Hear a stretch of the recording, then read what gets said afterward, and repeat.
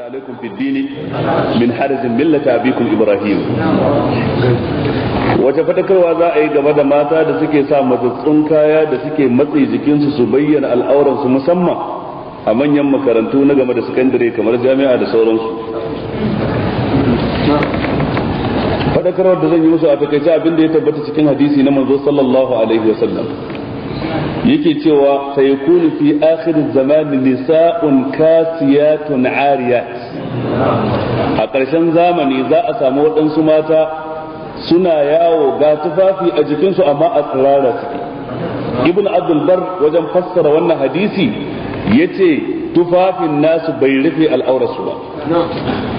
To dukan tufafi kuwa yakan zanto ya cika sharadi na hijabi in ya zanto wadatacce ta rufe ko ina a jikinki in banda tafin hannu da kewayen fuska. Duk wanda zira'in hannunta yake waje, gashin kanta yake waje, wuyanta yake waje, ƙaurinta yake waje, ma'ana a tsirara suke tafiya kenan, ta tana cikin kasiyatun ariyat.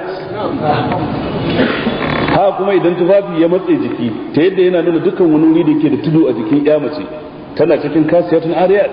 Ga ta tufafi amma tsirara take dan ƙara miki kyau yake ya fito da ke ya sa a rinka kallon ki. Ha kuma idan tufafin ya zanto yadin da aka yi shi ba mai gaman mai saka bane, mai shara-shara ne ta yadda ga yadin amma kana ganin abin da ke ciki, tana cikin kasiyatun ariyat.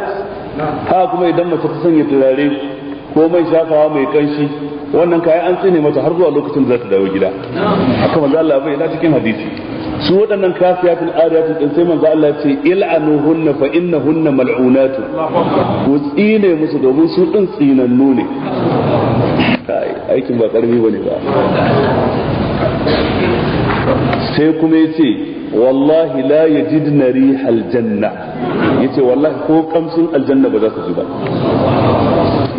Wa inna rihaha la yujadu min masirati kaza wa kaza, tare da cewa kamshin aljanna ana jin shi tun daga